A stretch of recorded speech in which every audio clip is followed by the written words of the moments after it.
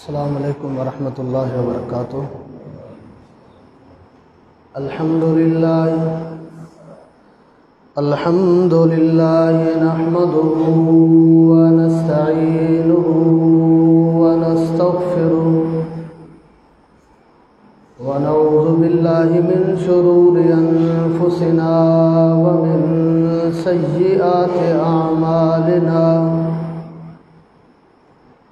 मन यहदिहिल्लाहु फला मुज़िल्ल लहु व मन युज़लिल्हु फला हादिय लहु। व अशहदु अन ला इलाहा इल्लल्लाह वहदहु ला शरीक लहु व अशहदु अन्ना मुहम्मदन अब्दुहु व रसूलुहु।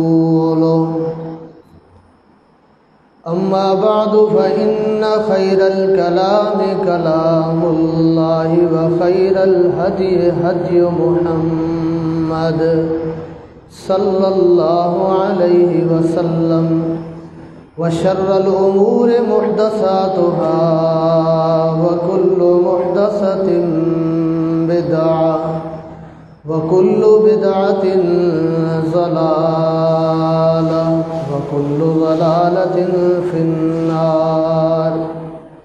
क़ाल अल्लाहु सुब्हानहु व तआला फ़ी कलामिहिल मजीद वल फ़ुरक़ानिल हमीद।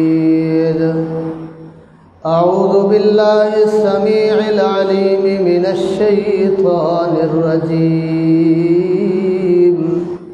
बिस्मिल्लाहिर रहमानिर रहीम। अलिफ लाम मीम। ज़ालिकल किताबु ला रैब फ़ीहि हुदल लिल मुत्तक़ीन। अल्लाहुम्मा अन्फ़अना बिमा अल्लमतना व अल्लिमना मा यनफ़अुना व ज़िदना इल्मा। सुब्हानक ला इल्म लना इल्ला मा अल्लमतना इन्नका अंतल अलीमुल हकीम।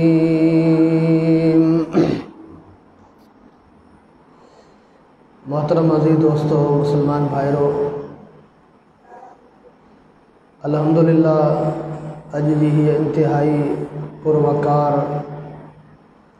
तक़रीब तमाम वॾी सआदत वारी आहे। अल्लाह ताला जे फज़ल ऐं करम सां ऐं अल्लाह ताला जे ख़ासि तौफ़ीक़ सां तव्हांजे मस्जिद में मुकम्मल क़ुरान करीम नमाज़ तरावी जे अंदरि ॿुधायो वियो ऐं ॿुधो वियो आहे। हीअ तमामु वॾी सआदत आहे, तमामु वॾो एज़ाज़ आहे इमाम साहब जे लाइ ऐं तव्हां मुक़्तदी हज़रात, जमाती हज़रात, उन्हनि जे लाइ। अल्लाह ताला तव्हां असांखे इहा तौफ़ीक़ बख़्शी जो असां रब्बुल आलमीन जे इन कलाम खे ॿुधण जी सआदत हासिल करे सघियासीं। वरना तव्हांजे शहर में, तव्हांजे महल्ले में तव्हां खां वधीक दुनिया जे लिहाज़ सां मुअज़्ज़ज़ माण्हू बि हूंदा, लेकिन अल्लाह रब्बुल इज़्ज़त हिन किताब जे लाइ पढ़णु, पढ़ाइण ऐं ॿुधण ऐं ॿुधाइण जे लाइ पंहिंजे ख़ासि ॿाननि खे चूंडींदो आहे ऐं उन्हनि खे ई अल्लाह ताला तौफ़ीक़ अता कंदो आहे। अल्लाह ताला जो शुक्र अदा करियूं था रब्बुल आलमीन जे इन अज़ीम नेमत ते। रब्बुल आलमीन इन कम जे लाइ तव्हां असांखे मुंतख़ब कयो आहे। मोहतरम अज़ीज़ दोस्तों, मुसलमान भाइरों, क़ुरान करीम अल्लाह ताला जो वो अज़ीम किताब आहे आसमानी किताबनि में, जंहिंखे इंतिहाई नुमाया ऐं अलॻि ख़ूबियूं हासिल आहिनि बाक़ी आसमानी किताबनि जे मुक़ाबले में। छाकाणि त जेके बाक़ी आसमानी किताब हुआ उहे कुझु वक़्त जे लाइ हुआ। कंहिं नबी जी उम्मत जे लाइ वरी ॿियो नबी आयो त पहिरियों किताब मनसूख़ थी वियो। पर जीअं त मुहम्मद करीम सल्लल्लाहु अलैहि वसल्लम जिन आख़िरी नबी आहिनि, हाणे क़यामत ताईं को नबी न ईंदो। ला नबी अबादी, मूंखां पोइ अल्लाह जे रसूल फरमायो को बि नबी नाहे अचणो। अल्लाह जे रसूल सल्लल्लाहु अलैहि वसल्लम जी नबूवत ता क़यामत क़ाइमु रहंदी ऐं ही किताब क़ुरान मजीद, इहो किताब क़यामत ताईं महफ़ूज़ रहंदो ऐं पूरी इंसानियत जे लाइ, मुसलमान हुजनि ग़ैर मुस्लिम हुजनि, सभिनी जे लाइ हिदायत जो सामान अल्लाह ताला हिन किताब में महफ़ूज़ करे छॾियो आहे। ऐं रब्बुल आलमीन हिन किताब खे महफ़ूज़ बि कयो आहे। छाजे करे त अॻियां जेके आसमानी किताब हुआ उन्हनि किताबनि जे हिफ़ाज़त जी ज़िम्मेदारी अल्लाह ताला उन्हनि उम्मतनि जे आलिमनि ते रखी हुई। अल्लाह ताला उन्हनि किताबनि जे हिफ़ाज़त जी ज़िम्मेदारी उन्हनि उम्मतनि जे आलिमनि ते रखी हुई। पोइ उन्हनि माण्हुनि अल्लाह रहम फरमाए आसमानी किताबनि जे अंदरि तब्दीलियूं कयूं, हक़ खे लिकायो, पंहिंजा मनपसंद मसाइल माण्हुनि जे साम्हूं पेश कया। जीअं रसूलुल्लाह सल्लल्लाहु अलैहि वसल्लम जिन जे दौर में हिकिड़े यहूदी, शादीशुदा यहूदी उन ज़िना कयो। नबी करीम सल्लल्लाहु अलैहि वसल्लम फरमायो हिनखे रजम कयो वेंदो। रजम करण जो अंदाज़ तरीक़ो कहिड़ो आहे? ज़मीन में खॾ खोटी वेंदी ऐं जेको ज़ानी आहे उन खे उन खॾ जे अंदरि हेतिरे जिस्म सां अंदरि हणी पोइ मिटी वारबी, बाक़ी उनजो सीनो मथो उहा शइ मथे बाक़ी रहंदी, पोइ उनखे पथर हया वेंदा जेसि ताईं वञी उनजो मौत वाक़िअ थिए। अल्लाहु अकबर। अंदाज़ो लॻायो त जेतिरो गुनाह ख़तरनाक आहे एतिरी उनजी सज़ा बि इस्लाम ख़तरनाक रखी आहे ऐं अहिड़ी सज़ा इस्लाम जे अंदरि ॿिए कंहिं गुनाह जी कोन्हे। नबी करीम सल्लल्लाहु अलैहि वसल्लम फरमायो त इन ई माण्हू खे रजम कयो वेंदो, पथर हया वेंदा। यहूदी चवणु लॻा तौरात जे अंदरि अहिड़ो को हुकुम आहे ई कोन ऐं क़ुर ते असांजो ईमान कोन्हे, तव्हां इहा सज़ा कीअं लॻाईंदो? नबी करीम सल्लल्लाहु अलैहि वसल्लम फरमायो त तौरात में बि इहो हुकुम मौजूदु आहे। खणी अचो तौरात खणी आया यहूदी। हाणे तौरात खे पढ़ंदा वञनि पिया, जंहिं जॻह ते इन ई रजम जो ज़िक्र हो उन ई जे मथां उन यहूदी आलिम पंहिंजो हथु ॾेई छॾियो। हाणे लिकाए पियो हक़ खे। अब्दुल्ला बिन सलाम रज़ी अल्लाह ताला अन्हु जेको पहिरीं वॾो यहूदी आलिम थी गुज़रियो ऐं बाद में मुस्लमान थी वियो, उहो तौरात उनखे यादि हुजे, तौरात पढ़ियलु हुजे, तौरात जे मक़ामात खां, तौरात जे अहकामात खां चङे नमूने सां वाक़ुफ़ु हो। अब्दुल्ला बिन सलाम वेठो आहे, उहो यहूदी पढ़ंदो वञे पियो तौरात खे, अॻियां हथु ॾेई छॾियो अथसि। अब्दुल्ला बिन सलाम रज़ी अल्लाह ताला अन्हु फरमायो त हथु मथे खण। ख़बर हुई न हिते हक़ लिखियलु आहे, रजम जो हुकुम हिन जॻह ते मौजूदु आहे। त उन्हनि माण्हुनि ईअं आसमानी किताबनि जा अहकामात लिकाइण जी कोशिशि कई। पोइ तौरात तब्दील थी चुको, उन में केतिरियूं हुननि तब्दीलियूं कयूं, पर ही आख़िरी किताब आसमानी किताब क़ुरान मजीद, इन जी हिफ़ाज़त जी ज़िम्मेदारी अल्लाह ताला हिन उम्मत जे आलिमनि ते कोन रखी। उन जे बावजूदु हक़ लिकाइण वारा केतिरा माण्हू मौजूदु आहिनि। क़ुरान खां रोकण वारा मौजूदु माण्हू तव्हांखे मिलंदा। अदा क़ुरान करीम तव्हां न पढ़ो, आम माण्हू आहियो, तर्जुमे सां क़ुरान न पढ़िजो, तव्हां गुमराह थी वेंदो। मूंखे ॿुधायो जेकॾहिं क़ुरान जी हिफ़ाज़त ई अहिड़नि माण्हुनि जे हवाले हुजे हा त क़ुरान जो छा हाल थी आहे। अल्लाह रब्बुल इज़्ज़त फरमायो त हिन किताब खे मूं नाज़िल कयो आहे ऐं इन किताब जे हिफ़ाज़त जी ज़िम्मेदारी बि मूं रब्बुल आलमीन पाण खई आहे। फरमाई इन्ना नहनु नज़्ज़लना ज़िक्र व इन्ना लहू लहाफ़िज़ून। हिन ज़िक्र खे, क़ुरान जो ॿियो नालो ज़िक्र आहे। ज़िक्र जी माना छा? नसीहत आहे। इन में आलिमनि जे लाइ बि नसीहत, आम माण्हुनि जे लाइ नसीहत। अल्लाहु अकबर। गरीब मिस्कीन मालदार हर माण्हू जे लाइ नसीहत आहे अल्लाह जे किताब क़ुरान मजीद में। रब्बुल आलमीन फरमायो इन्ना नहनु नज़्ज़लना ज़िक्र व इन्ना लहू लहाफ़िज़ून। हिन ज़िक्र खे हिन क़ुरान करीम खे नाज़िल बि असां कयो आहे ऐं इन जे हिफ़ाज़त जी ज़िम्मेदारी बि मूं रब्बुल आलमीन खई आहे।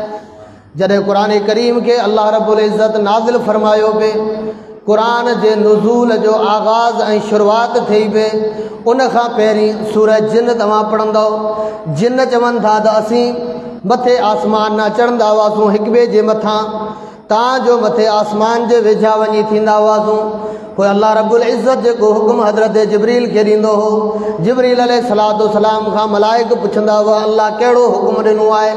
पोइ जिब्रील अलैहिस्सलाम उन्हनि मलाइकनि खे ॿुधाईंदो हो। असीं चोरी उहा ॻाल्हि ॿुधी करे उन ज़मीन ते अंदरि जेके नुजूमी हूंदा हुआ काहिन हूंदा हुआ उन्हनि खे अची ॿुधाईंदा हुआसीं ऐं उहा ॻाल्हि ज़मीन ते नाज़िल थियण खां पहिरीं आउट थी चुकी हूंदी हुई ऐं पोइ जॾहिं उहो हुकुम नाज़िल थींदो त उहा ॻाल्हि काहिननि नुजूमियुनि में अॻु में करे छॾी त माण्हू चवंदा हीअ वॾा पहुतल आहिनि हिन खे त अॻुवाट एडवांस ख़बर पवे थी। पर जॾहिं अल्लाह सुब्हानो ताला क़ुरान करीम खे नाज़िल फरमायो तॾहिं रब्बुल आलमीन आसमाननि जो सिक्योरिटी इंतज़ाम जेको आहे उहो बि सख़्तु करे छॾियो उहो बि सख़्तु थी वियो। अल्लाहु अकबर। जिन जेके आहिनि उहे हाणे जॾहिं क़ुरान नाज़िल थियण लॻो तॾहिं जिन आसमान ॾांहुं चढ़ी न सघनि। जेकॾहिं को जिन मथे चढ़ण जी कोशिशि करे ऐं मथां का ॻाल्हि चोरी ॿुधण जी कोशिशि करे अल्लाहु अकबर त हीउ सितारो जेको पाण चवंदा आहियूं तारो खिड़े थो तारो निकिरे थो बाहि जे सूरत में इहो शैतान जे पोयां लॻंदो आहे जिन्ननि जे पोयां लॻंदो आहे। उहे जिन चवणु लॻा इन्ना कुन्ना नक़उदु मिन्हा मक़ाइद लिस्समइ फमन यस्तमि'िल आन यजिद लहू शिहाबन रसदा। जिन चवणु लॻा त हिन खां अॻु में असीं आसमाननि जे तरफ़ चढ़ंदा हुआसीं आसमान जूं ॻाल्हियूं चोरी ॿुधंदा हुआसीं। हाणे जेकॾहिं असां मां को जिन आसमाननि जे तरफ़ चढ़े थो यजिद लहू शिहाबन रसदा त बाहि जे शोले वांगुरु सितारो उन जो पोयां लॻे थो उन जिन खे या त साड़े छॾे थो या भॼाए छॾे थो। हाणे जिन परेशान थी विया त मामिलो छा आहे मसइलो छा आहे छाजे करे आसमाननि ॾांहुं असांजो चढ़णु जेको आहे उहो बंदि कयो वियो आहे। अशरुन उरीद बिमन फिल अर्ज़ अम अराद बिहिम रब्बुहुम रशदा। जिन पाण में चवणु लॻा मुशावरतूं करणु लॻा त या त ज़मीन वारनि ते को अज़ाब अचिणो आहे उन जे करे अल्लाह आसमाननि जो सिक्योरिटी इंतज़ाम सख़्तु करे छॾियो आहे। अम अराद बिहिम रब्बुहुम रशदा या त हिननि जे लाइ को नओं हिदायत जो पैगाम नाज़िल थियणो आहे ऐं उन खे अल्लाह महफ़ूज़ करण जे लाइ आसमाननि जो सिक्योरिटी इंतज़ाम सख़्तु करे छॾियो आहे। हिकिड़ी ॻाल्हि ज़रूरु आहे का न का ॻाल्हि ज़रूरु थियणी आहे। अल्लाहु अकबर। पोइ जिन्हनि पाण में वेही मशवरो कयो पोइ पंहिंजा माण्हू मोकिलियऊं ज़मीन जे कुंड कुड़िस में निकिरी वञो ॻोल्हा करियो मसइलो छा आहे छाजे करे असां आसमाननि ॾांहुं मथे चढ़ी कोन था सघूं। अल्लाहु अकबर। पोइ जिन वञनि था ज़मीन में ॻोल्हा कनि था वादी नखला में अल्लाह जो रसूल सल्लल्लाहु अलैहि वसल्लम फजर जी नमाज़ पढ़ाए रहिया आहिनि। जिन वञी उते क़ुर ॿुधनि था कुल उहिय इलैया अन्नहु इस्तमअ नफ़रुम मिनल जिन्नि। जिन्ननि जी हिकिड़ी जमात अल्लाह जे क़ुर खे ॿुधो ऐं चवणु लॻा इन्ना समिअना क़ुरआनन अजबा यहदी इलर रुश्द फआमन्ना बिही वलन नुश्रिक बिरब्बिना अहदा। चवणु लॻा अॼु असां हिकिड़ो अजीब किताब ॿुधो आहे अजीब क़ुर करीम ॿुधो आहे यहदी इलर रुश्द फआमन्ना बिही हिदायत जो रस्तो ॾेखारे थो ही क़ुर असीं बि हिन क़ुर ते ईमान आणियूं था वलन नुश्रिक बिरब्बिना अहदा ऐं अॼु खां पोइ अल्लाह जे ज़ात सां कंहिंखे शरीक कोन कंदासीं। जिन क़ुर सम्झियो उन्हनि छा चयो अॼु खां पोइ अल्लाह जे ज़ात सां कंहिंखे बि शरीक कोन कंदासीं। ऐं असां हिन खां अॻु में इहो सम्झंदा हुआसीं त को इंसान को जिन अल्लाह ते कूड़ कोन हणंदो अल्लाह जे ज़ात ते कूड़ कोन हणंदो। पर जॾहिं क़ुर ॿुधोसीं क़ुर सम्झियोसीं क़ुर पढ़ियोसीं तॾहिं ख़बर पई त दुनिया में त केतिरा अहिड़ा माण्हू केतिरा अहिड़ा जिन मौजूदु आहिनि जेके अल्लाह जे ज़ात ते बि कूड़ हणनि था। व अन्नहु तआला जद्दु रब्बिना मत्तख़ज़ साहिबतन वला वलदा। इन मां लॻे थो त उहे जिन जेके हुआ न ईसाई मज़हब सां तालुक़ु रखंदा हुआ ईसाई मज़हब में छा आहे त ख़ुदा हज़रत मरियम अलैहिस्सलाम हज़रत ईसा अलैहिस्सलाम अल्लाह जो पुटु आहे। अल्लाह ताला जो छा आहे पुटु आहे। ईसाई मज़हब वारा चवंदा हुआ, पर जिन चवंदा जॾहिं क़ुरान ॿुधोसीं तॾहिं ख़बर पई त अन्नहु तआला जद्दु रब्बिना मत्तख़ज़ साहिबतन वला वलदा। अल्लाह रब्बुल इज़्ज़त जी ज़ात इंतिहाई बुलंद आहे ऐं उन ई रब्बुल आलमीन न का घरवारी पंहिंजे लाइ रखी आहे न वरी औलाद जी ज़रूरत उनखे थिए जेको बूढ़ो थिए, कमज़ोर थिए, ख़ादम जी ज़रूरत पए, कमाए खाराए, मिल्कियत जो वारिस थिए। अल्लाह खे कहिड़ी ज़रूरत आहे इन्हनि सभिनी शयुनि जी? त मुंहिंजा दोस्तो क़ुरान करीम जी ईअं हिफ़ाज़त जो अहतमाम कयो वियो। अल्लाह सुब्हानो ताला क़ुरान करीम खे महफ़ूज़ कयो ऐं महफ़ूज़ तरीक़े सां अल्लाह रब्बुल इज़्ज़त मुहम्मद करीम सल्लल्लाहु अलैहि वसल्लम ताईं हिन क़ुरान खे पहुचायो आहे। कंहिंजे ज़रिए सां हज़रत जिब्रील अलैहिस्सलाम जिब्रील जे ज़रिए सां अल्लाह सुब्हानो ताला क़ुरान मुहम्मद रसूलुल्लाह ताईं पहुचायो। ऐं कीअं?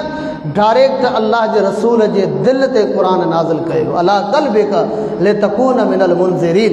तव्हांजे दिलि ते क़ुरान खे नाज़िल कयोसीं त जीअं तव्हां माण्हुनि खे डिॼारण वारा थी वञो। ऐं जंहिं दिलि ते क़ुरान नाज़िल थियो उन ई दिलि खे 2 दफ़ा धोई साफ़ कयो वियो आहे। हालांकि दिलि कंहिंजी आहे? अल्लाह जे रसूल जी आहे।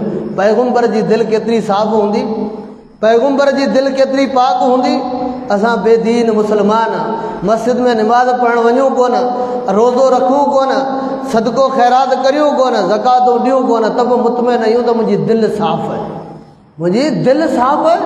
हीअ जेके निमाज़ी आहिनि, हीअ जेके हाजी सगोरा आहिनि, हीअ जेके इबादतूं करण वारा आहिनि, हिननि खे असीं सुञाणूं था। शैतान अहिड़ो मुतमइन कंदो आहे जो हू बसि इन हिकिड़ी ॻाल्हि ते ई मुतमइन कंदो आहे त मुंहिंजी दिलि साफ़ आहे। अहिड़े माण्हू जी दिलि साफ़ आहे ईमान खां साफ़ आहे। ईमान हुजे त मस्जिद अचे, ईमान हुजे त अल्लाह जो किताब पढ़े, ईमान हुजे त अल्लाह जे दीन ते अमल करे। अल्लाहु अकबर। रसूलुल्लाह सल्लल्लाहु अलैहि वसल्लम जन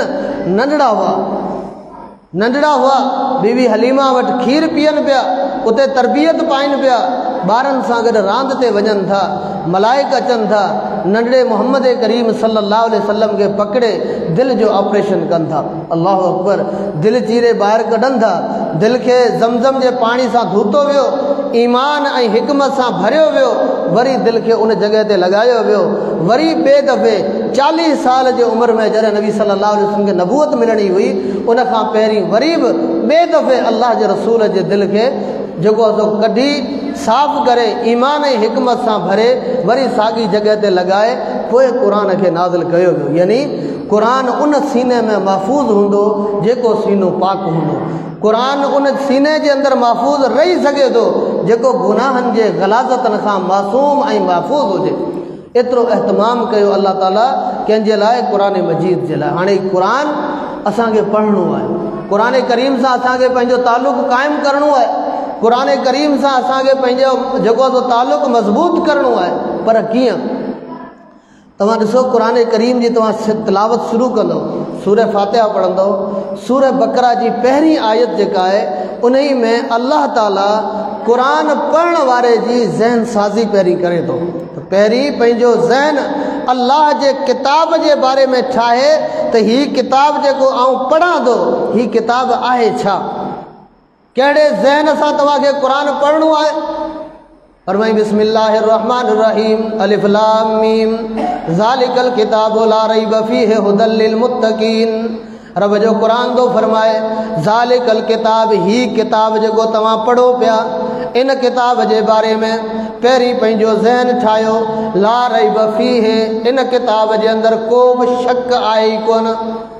सूरह बकरा खां सूरह नास ताईं क़ुरान में जेतिरा अहकामात आहिनि इहे सभु क़ुरान जो हिकु हिकु लफ़्ज़, हिकिड़ी हिकिड़ी आयत, हिकु हिकु सूरत हर क़िस्म जे शक शुबे खां पाक आहे। ऐं जंहिं ॻाल्हि में शक न हुजे उहा ॻाल्हि छा हूंदी? यकीनन हिदायत जो सबबु हूंदी, यकीनन हिदायत जो सबबु हूंदी। हुदल लिल मुत्तकीन, ऐं परहेज़गारनि जे लाइ ही किताब क़ुरान मजीद हिदायत आहे। हिदायत है कंहिंजे लाइ? मुत्तकीन जे लाइ। अल्लाह ताला रमज़ान जा रोज़ा फ़र्ज़ छाजे लाइ कया? तव्हां मुत्तकी ऐं परहेज़गार थियो। जॾहिं तव्हां परहेज़गार ऐं मुत्तकी थींदो पोइ तव्हां अल्लाह जे किताब मां सही माना में फ़ाइदो हासिल करे सघंदा। हुदल लिल मुत्तकीन।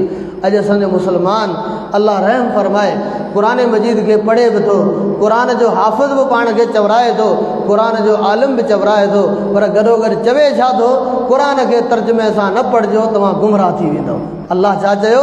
हुदल लिल मुत्तकीन ला रैब फीह। हिन में शक कोन्हे, हिन हीअ हिदायत जो सामान आहे क़ुरान करीम जे अंदरि। ऐं किथे अल्लाह रब्बुल इज़्ज़त ॿिए अंदाज़ में क़ुरान करीम जी अज़मत बयानु कई। फरमाया या अय्युहन्नासु क़द जाअतकुम मौइज़तुम मिर रब्बिकुम व शिफ़ाउन लिमा फ़िस्सुदूर व हुदन व रहमतुल लिल मुमिनीन क़ुल बिफ़ज़लिल्लाहि व बिरहमतिही व बिज़ालिका फ़लयफ़रहू हुव ख़ैरुम मिम्मा यजमऊन। फरमाए पूरी दुनिया जे इंसानियत सां ख़िताब कयो अल्लाह रब्बुल इज़्ज़त, या अय्युहन्नास क़द जाअतकुम मौइज़तुन मिर रब्बिकुम। नसीहत तव्हां वटि तव्हांजे रब जे तरफ़ां पहुची चुकी आहे। नसीहत अची वई आहे। हाणे माण्हू दुनिया में चवनि पिया ख़बर न आहे हक़ छा आहे, दीन छा आहे, सही रस्तो कहिड़ो आहे, मज़हब जाम आहिनि, फ़िरक़ा जाम आहिनि, का ख़बर कोन थी पवे। अल्लाह ताला फरमाए थो नसीहत तव्हां वटि पहुची चुकी आहे। मौइज़तुम मिर रब्बिकुम व शिफ़ाउन लिमा फ़िस्सुदूर। ऐं हिन किताब जे अंदरि जीअं जिस्मानी बीमारियुनि जो इलाजु आहे, ईअं रूहानी बीमारियुनि जो इलाज बि हिन किताब में अथव। जेकॾहिं को माण्हू शिरक जहिड़ी बीमारी में मुब्तला आहे, जेका इंतिहाई ख़तरनाक बीमारी आहे, कैंसर जे बीमारी खां ख़तरनाक बीमारी अथव। कैंसर जे बीमारी सां वधि में वधि नुक़सानु छा थींदो? इंसान जी दुनिया जी ज़िंदगी खसिजी वेंदी, मौत वाक़िअ थींदो। इन खां वधीक को असरु कोन्हे इन बीमारी जो। ऐं शिरक जहिड़ी बीमारी दुनिया जी आख़िरत ज़िंदगी बि तबाह, आख़िरत वारी ज़िंदगी बि तबाह। इंसान जे लाइ जन्नत हराम थी वेंदी, जहन्नम वाजिब थी वेंदो। हाणे जेकॾहिं को मुशरिक अल्लाह जे क़ुरान खे पढ़े ऐं उनखे सम्झे त यकीनन उनखे क़ुरान करीम पढ़ण सां इन ई बीमारी मां शिफ़ा मिली वेंदी। छाकाणि त क़ुरान में शिरक जो तफ़सीली रद्द मौजूदु आहे, तफ़सीली दलाइल सां रद्द मौजूदु आहे। ऐं अहिड़नि दलाइल सां अल्लाह ताला शिरक जो रद्द कयो आहे जो इंसान वटि उनजो को जवाबु आहे ई कोन। अहिड़े नमूने सां को माण्हू जेकॾहिं रसूलुल्लाह सल्लल्लाहु अलैहि वसल्लम जी सुन्नत जे मुखालफ़त जे बीमारी में मुब्तला है, उहो जेकॾहिं क़ुरान जूं उहे आयतूं पढ़े जिन में अल्लाह रब्बुल इज़्ज़त रसूल करीम जे इत्तिबा फरमाबदारी जो हुकुम ॾिनो आहे, त यकीनन उन माण्हू खे इन ई बीमारी मां बि शिफ़ा मिली वेंदी, इन मां बि शिफ़ा मिली वेंदी। फरमाई फला व रब्बिका ला युमिनूना हत्ता युहक्किमूका फीमा शजर बैनहुम सुम्मा ला यजिदू फी अनफुसिहिम हरजम मिम्मा क़ज़ैत व युसल्लिमू तस्लीमा। ए मुंहिंजा महबूब मोहम्मद करीम सल्लल्लाहु अलैहि वसल्लम, मूं अल्लाह रब्बुल इज़्ज़त खे मुंहिंजे रुबूबियत जो कसम आहे। अल्लाह कसम खणी चवे थो ला युमिनूना, दुनिया जा माण्हू तेसि ताईं मोमिन नथा थी सघनि हत्ता युहक्किमूका फीमा शजर बैनहुम, जेसि ताईं उन्हनि जा जेके पाण में इख़्तिलाफ़ आहिनि उन्हनि जो हल तव्हां खां न पुछंदा, उन जो हल हदीस रसूल मां न पुछंदा। अॼु मुसलमाननि जे अंदरि केतिरा फ़िरक़ा मौजूदु आहिनि, मुसलमाननि जे अंदरि केतिरा इख़्तिलाफ़ मौजूदु आहिनि, अक़ीदे में इख़्तिलाफ़ मौजूदु, अमल में इख़्तिलाफ़ मौजूदु, अख़लाक़ियात में इख़्तिलाफ़ मौजूदु। हाणे उन जो हल किथां वठिणो आहे? इमामुल अंबिया मोहम्मद करीम सल्लल्लाहु अलैहि वसल्लम जे फ़रमान मां।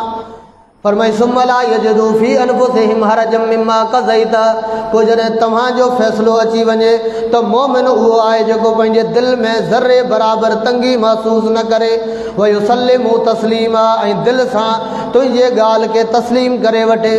हाणे जेकॾहिं को सुन्नत रसूल जी मुखालफ़त करण वारो माण्हू क़ुरान जे इन आयत खे सम्झे त बाबा इन ई पैगम्बर जे इत्तिबा ऐं फरमाबदारी खां सवाइ इंसान त मोमिन ई कोन्हे, अल्लाह उन जे ईमान खे तस्लीम ई कोन थो करे। इहो पाण भले केतिरी ईमान जी दावा कंदो वठे, अल्लाह रब्बुल इज़्ज़त उन जे ईमान जी दावा खे क़बूल ई कोन थो करे, त पोइ उहो माण्हू इन बीमारी खां शिफ़ा याब थी वेंदो। जेकॾहिं हराम खाइण जी बीमारी में मुब्तला आहे, नफ्स परस्ती जे बीमारी में मुब्तला आहे, अल्लाह जे क़ुरान खे पढ़ंदो उनखे शिफ़ा मिली वेंदी। अल्लाह ताला फरमायो दुनिया जा इंसानो, तव्हांजे रूहानी बीमारियुनि जो इलाज अल्लाह ताला जे हिन अज़ीम किताब में मौजूदु आहे। कुल बिफज़लिल्लाहि व बिरहमतिही फबिज़ालिका फलयफ़रहू हुवा ख़ैरुम मिम्मा यजमऊन। अल्लाह जा रसूल सल्लल्लाहु अलैहि वसल्लम तव्हां चओ माण्हुनि खे ही अल्लाह जो फज़ल आहे। क़ुरान छा आहे? अल्लाह जो फज़ल आहे, अल्लाह जी रहमत आहे जेका तव्हांखे मिली आहे। फलयफ़रहू तव्हांखे ख़ुशि थियणु खपिजे, तव्हांखे ख़ुशि थियणु घुरिजे। अल्लाह तव्हांखे केॾी वॾी नेमत सां नवाज़ियो आहे। हुवा ख़ैरुम मिम्मा यजमऊन। इहो किताब उन पूरी दुनिया जे माल ख़ज़ाननि खां बहितर आहे जंहिंखे तव्हां गॾु करियो पिया, जंहिंखे तव्हां गॾु करियो पिया उन्हनि सभिनी खां तव्हांजे लाइ ही अल्लाह जो किताब महफ़ूज़ आहे, बहितर आहे। त मुंहिंजा दोस्तो, क़ुरान करीम जे अंदरि अल्लाह रब्बुल इज़्ज़त तव्हां असांजे लाइ हिदायत रखी आहे। हाणे असांजो अख़लाक़ी फ़र्ज़ु थिए थो असीं अल्लाह ताला जे हिन किताब खे क़ुरान मजीद खे पढ़ूं ऐं सम्झण जी कोशिशि करियूं। सम्झंदासीं बि कीअं? पंहिंजे मर्ज़ी सां न, पंहिंजे ज़हन सां क़ुरान खे कोन सम्झिबो। जीअं क़ुरान अल्लाह जे रसूल सम्झायो आहे ईअं क़ुरान खे सम्झणो पवंदो। अॼु दुनिया में केतिरा माण्हू मौजूदु आहिनि जेके चवनि था हदीस रसूल दीन कोन्हे, असांजे लाइ क़ुरान काफ़ी आहे। हालांकि क़ुरान खे केॾो वॾो अरब माण्हू छो न हुजे, अरबी ज़बान में महारत रखण वारो, पर रसूलुल्लाह सल्लल्लाहु अलैहि वसल्लम जे तालीमात खां सवाइ क़ुरान खे सम्झी सघिजे ई कोन थो, क़ुरान खे सम्झी सघिजे ई कोन थो।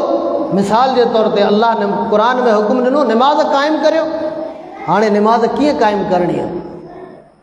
निमाज़, ज़ोहर निमाज़, असर निमाज़, 5 वक़्ती जेका निमाज़ आहे उन्हनि जो रकातूं क़ुरान में त आहिनि ई कोन।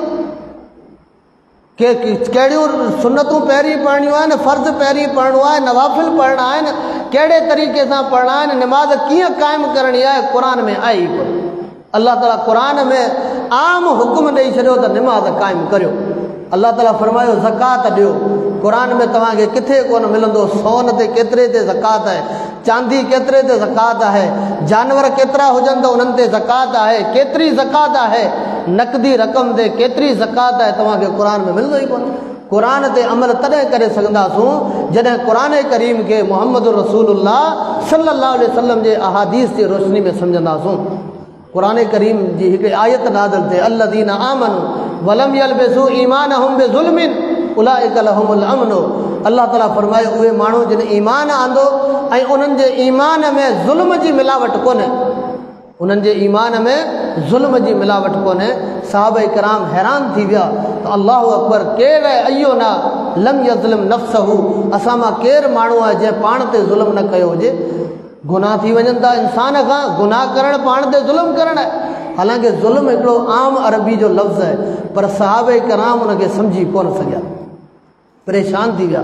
अल्लाह जे रसूल वटि आया, अल्लाह जा रसूल क़ुरान जी आयत नाज़िल थिए त अल्लाह वटि हिदायत वारा उहे माण्हू आहिनि जंहिंजे ईमान में ज़ुल्म जी मिलावट कोन्हे।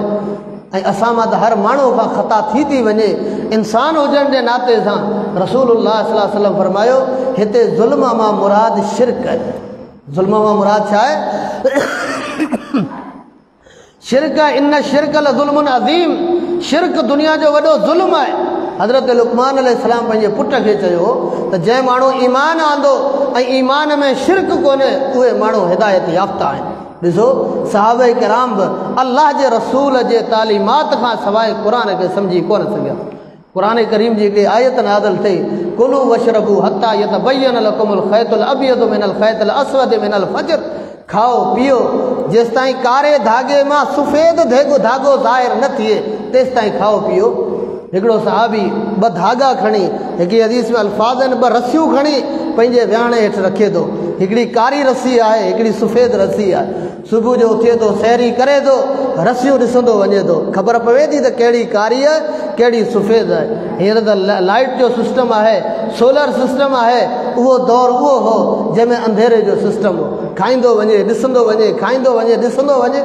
सुबुह जो अल्लाह जे रसूल वटि आयो, अल्लाह जा पैगम्बर राति मूं हिन अंदाज़ में सहरी कई आहे। अल्लाह जे रसूल सल्लल्लाहु अलैहि वसल्लम फरमायो तुंहिंजो त विहाणो को तमामु वॾो आहे, इन विसादतक लअरीज़ुन, तुंहिंजो विहाणो तमामु वॾो को आहे। इन ई आयत में सफ़ेद रसी मां मुराद ॾींहुं आहे जेको सुबुह जो हितां निकिरे थो, ऐं कारी रसी मां मुराद राति आहे। तुंहिंजो विहाणो एॾो वॾो आहे जो राति ॾींहुं ॿई तो राति विहाणे हेठि रखी छॾिया। अंदाज़ो लॻायो क़ुरान खे सम्झिबो कीअं? अल्लाह जे रसूल जे तालीम सां साहबा अरब तो हुआ, खैतुल अबियज़ जी माना बि आई पे, खैतुल अस्वद जी माना बि मालूम हुई, तॾहिं हिकिड़ी कारी रस्सी खई, ॿी सफ़ेद रस्सी खई, पर क़ुरान खे सम्झबो कीअं? साहिब क़ुरान जिते क़ुरान नाज़िल थियो आहे, इन अलैना बयान, अल्लाह जा रसूल क़ुरान तव्हांजे सीने में महफ़ूज़ करणु असांजो कमु आहे, वरी उन जो बयान तफ़सीर सम्झाणी तव्हांजे ज़बान मां जारी कराइणु इहो बि असांजो कमु आहे। क़ुरान खे सम्झबो मुहम्मद रसूलुल्लाह सल्लल्लाहु अलैहि वसल्लम जे तालीमात जे रोशनी में। अल्लाह जो प्यारो पैगम्बर जीअं चवंदो, हाणे जेके माण्हू मुनकिरीन हदीस आहिनि, जेकर तव्हां सूरह माइदा खे पढ़ंदो, वुज़ू जो जिते ज़िक्र थिए थो, अल्लाह ताला फरमायो जॾहिं तव्हां निमाज़ जे लाइ उथियो फ़ग़्सिलू वुजूहकुम, पोइ वुज़ू जी शुरूआत किथां करियो? पंहिंजो मुंहुं धुओ। हथ धोअण जो ज़िक्र ई कोन्हे, हथ धोअण जो शुरू में ज़िक्र कोन्हे, बाद में, यानी वुज़ू जी शुरूआत चेहरे खां। पर अल्लाह जे रसूल उन जी वज़ाहत ऐं तफ़सील ॿुधायो त गुरड़ियूं बि कबियूं, नक बि साफ़ कबो, पहिरीं हथ धोइबा, पोइ चहिरो धोइबो। जेकर को माण्हू क़ुरान ते ईमान न रखंदो हुजे, अल्लाह अकबर, हदीस खे हुजत न सम्झंदो हुजे, सिर्फ़ु क़ुरान खे सम्झंदो हुजे ऐं उहो कंहिं गिरेच ते कमु कंदो हुजे, हाणे उहो चवे त बाबा क़ुरान जेको वुज़ू ॿुधायो आहे उहो चहिरे खां शुरू थिए थो, कारनि हथनि में कारो पाणी खणी मुंहं ते लॻाईंदो त मुंहुं बि कारो थींदसि। जॾहिं रसूलुल्लाह जे हदीस खे न मञींदो त पोइ नतीजो इहो निकिरंदो। त ॿुधाइण जो मक़सदु ही, क़ुरान करीम हिदायत वारो किताबु आहे, पूरो क़ुरान हिदायत सां भरियो पियो आहे। असां मुस्लमाननि जी अजीब कैफ़ियत आहे, अल्लाह अकबर, जो क़ुरान करीम खे सम्झण जो जज़्बो असां में आहे ई कोन्हे। क़ुरान खे सम्झण जो जज़्बो कोन्हे। क़ुरान असांजे अलमारियुनि में, शोकेसनि में पियो आहे, टाइम थी वियो, सदियूं थी वियूं, क़ुरान करीम खे खोले पढ़ियोसीं कोन ऐं चऊं पिया यार हिदायत ख़बर न आहे कीअं मिलंदी, हिदायत ख़बर कोन्हे कहिड़ी आहे, कहिड़ो सिराते मुस्तक़ीम जो रस्तो आहे, उहो सभु अल्लाह जे किताब में मौजूदु आहे। जेकॾहिं तव्हां असां उनखे पढ़ूं, उनखे सम्झण जी कोशिशि कयूं त यकीनन अल्लाह ताला असांखे हिदायत ॾींदो, यकीनन अल्लाह असांखे हिदायत ॾींदो। अल्लाह अकबर। हिकिड़ी ॻाल्हि ॿुधाए पंहिंजी ॻाल्हि ख़तमु करियां, तबियत बि नासाज़ आहे। हिकिड़ो फेसबुक ते ग़ालिबन हिकिड़ी कहाणी मूं पढ़ी, हिकिड़ो हमरा किथे महिमान थी वियो, महिमान खाने जे अंदरि मेज़बान जेको हो उन जा पैसा पियल हुआ। उन छा कयो, क़ुरान बि उन महिमान खाने में, जेको महिमान खानो ठहियलु हो उन में क़ुरान बि पियल हो। महिमान छा कयो, जो उहे पैसा खणी क़ुरान में रखी छॾियईं, पैसा खणी क़ुरान में रखी छॾियईं, राति रहियो, मानी खाधई, वियो हलियो। ॿिए ॾींहुं घर वारनि पैसा ॻोल्हिया, हिते पैसा पियल हुआ, केॾां विया, पैसा मिलिया कोन। कावड़ अथई महिमान ते, त पक सां इहो महिमान पैसा खणी वियो आहे, इहो महिमान असांजा पैसा इहो महिमान खणी वियो आहे। महिमान त वियो हलियो, को न मोबाइल जो दौर, न राब्तो, न का ख़बर। साल खनि खां पोइ वरी तक उहो महिमान वरी आयो वापसि उन घर ते। अल्लाह अकबर। घर वारा उन ते कावड़ियल हुजनि त यार तो असांजा पैसा चोरी कया आहिनि। तॾहिं चयो मूं पैसा चोरी कोन कया आहिनि, पैसा तव्हांजा तव्हांजे घर में पिया आहिनि। चवणु लॻा किथे पियल आहिनि? चयो हलो साॻियो महिमान खानो मूंखे वठी हलो। वठी विया। अल्लाह अकबर। क़ुरान खोले उहे पैसा कढी ॾिनई। चई मूं पैसा रखिया ई क़ुरान में एतिरे जे लाइ हुआ त मूंखे ख़बर पवे त पूरे साल में तव्हां क़ुरान खोलियो था, पूरो साल गुज़री वियो, तव्हां जेकर क़ुरान खे खोलियो हा त तव्हांजी रक़म क़ुरान में मौजूदु मिले हा। असां मुस्लमान जो इहो हाल आहे। पोइ असीं चऊं था असांखे हिदायत नथी मिले।